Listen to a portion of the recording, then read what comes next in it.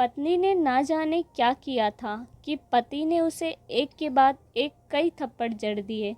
हमेशा हर सिचुएशन को शांति से हैंडल करने वाली पत्नी भी इस बार इतनी अशांत हो उठी कि उसने अपनी चप्पल ही निकालकर पति की ओर दे फेंकी। चप्पल पति के बालों को छूते हुए निकल गई।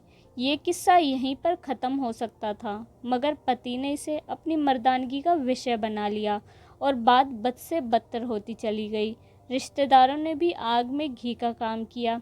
किसी ने कहा, जो औरत अपने पति को चप्पल से मार सकती है वो ना ही तो वफादार हो सकती है और ना ही पतिव्रता। ऐसी औरत परिवार ही नहीं पूरे समाज पर कलंक की तरह है। बीवी के पक्ष वाले भी कहाँ पीछे रहने वाले थे। किसी ने कहा, 21वीं सदी में भी जो स्त्री के साथ मारपीट करते हैं उन्हें तो जेल भेज देना चाहिए। तो कोई कहता है, ज़रूर इसको कोई और पसंद आ गई होगी इसलिए अब पत्नी से मारपीट करने लगा है। बात कोर्ट तक पहुंच गई। दोनों पक्षों ने एक दूसरे के खिलाफ केस फाइल कर दिया। पति ने चरित्रहीन होने तो पत्नी ने दहेज और शारीरिक उत्पीड़न का आरोप लगाया। 2 वर्षों से अधिक समय के लिए केस चला था। इन 2 वर्षों के दौरान दोनों पति पत्नी अलग अलग रहे थे। इन दोनों वर्षों के दौरान दोनों पक्षों के समर्थकों की संख्या कम हो गई थी। पहले जहां दोनों पक्षों में समर्थकों का समूह होता था, अब गिने चुने लोग ही रह गए थे। पति और पत्नी दोनों की आर्थिक स्थिति भी इस समय के दौरान नीचे गिर चुकी थी, जिन्हें वो अपना शुभचिंतक समझ रहे थे। पैसों की बात आते ही उन्होंने भी अपना पल्ला झाड़ लिया था। अगर कोई देने को राजी भी हुआ तो मोटे ब्याज की शर्त पर। आखिरकार वही हुआ जो सब चाहते थे, डाइवोर्स। हर कोई खुश था, दोनों पक्षों के रिश्तेदार, उनके माता पिता और दोनों के वकील। लेकिन 5 साल की सुखद शादी और एक सुंदर बेटी होने के बाद मिले इस डाइवोर्स से पत्नी मक थी और पति शांत। शायद ये एक इत्तेफाक ही था कि इस खुशी को मनाने के लिए दोनों पक्ष के लोग एक ही चाय की टपरी पर बैठे आमने सामने। इत्तेफाक इसलिए क्योंकि ज़्यादातर लोग जो एक दूसरे के विरुद्ध पक्ष को सपोर्ट कर रहे थे वे एक दूसरे को अच्छे से जानते भी नहीं थे। पति पत्नी भी इन सभी से दूर एक दूसरे के सामने मेज पर बैठे। पत्नी ने पति से कहा, अब तो खुश होंगे ना, तुम्हारे मन की जो हुई है मुबारक हो। तुम भी तो आज जीत गई हो, मुझसे तलाक तो तुम्हें भी मिल गया है। Congratulations to you too. पति ने कहा, तलाक को तुम जीत का प्रतीक समझते हो? पत्नी ने पूछा। पति चुप रहा। थोड़ी देर की शांति के बाद पति ने कहा, मुझे तुम्हें 5 लाख रुपए अभी और हर महीने 8,000 रुपये देने का आदेश है।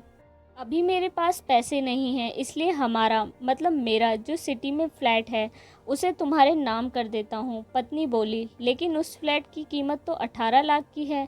हाँ, लेकिन हमारी बेटी तुम्हारे साथ है और आगे जाकर उसके खर्चे भी बढ़ेंगे, तुम्हें थोड़ी आसानी होगी। पति ने कहा, नहीं नहीं, मुझे सिर्फ 5 लाख ही देना और तुम हर महीने 8,000 तो देने ही वाले हो।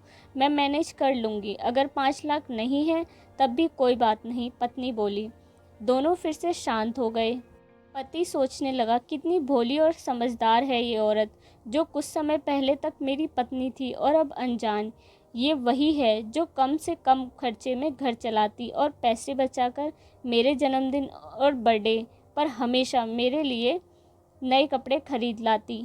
कभी बीमार भी हो जाती तो पैसे बचाने के लिए मुझे मालूम ना होने देती और घरेलू नुस्खे से अपना इलाज कर लेती।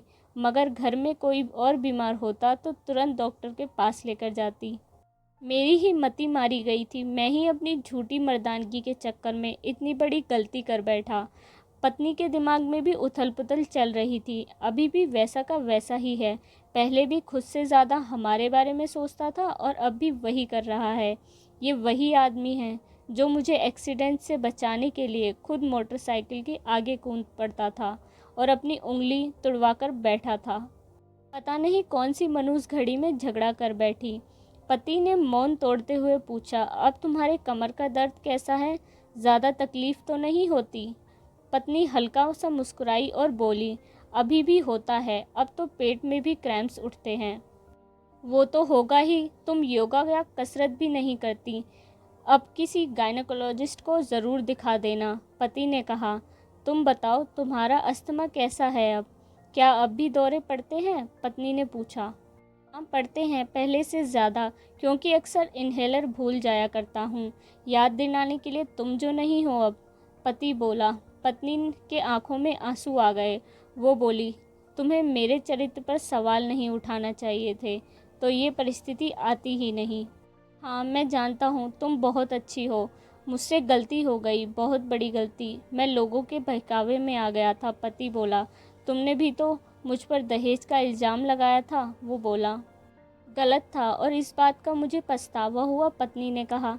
पति कुछ कहना चाह रहा था लेकिन हिचकिचा रहा था। पत्नी ने पूछा, कुछ कहना चाहते हो? वो बोला, क्या सब पहले जैसा नहीं हो सकता? क्या मतलब? पत्नी बोली, मतलब कि यह कि हम फिर से पहले की तरह पति पत्नी बनकर, सच्चे दोस्त बनकर नहीं रह सकते, पति बोला। और ये डाइवोर्स के पेपर दिखाते हुए पत्नी ने कहा, फाड़ देते हैं। पति ने अपने पास रखे डाइवोर्स के पेपर फाड़ते हुए कहा। पत्नी ने भी अपने पास रखे पेपर फाड़ दिए। सभी हैरान थे, वकील, रिश्तेदार और माँ बाप। पति पत्नी दोनों एक दूसरे के हाथ पे हाथ पकड़ते हुए अपने घर की तरफ चले गए।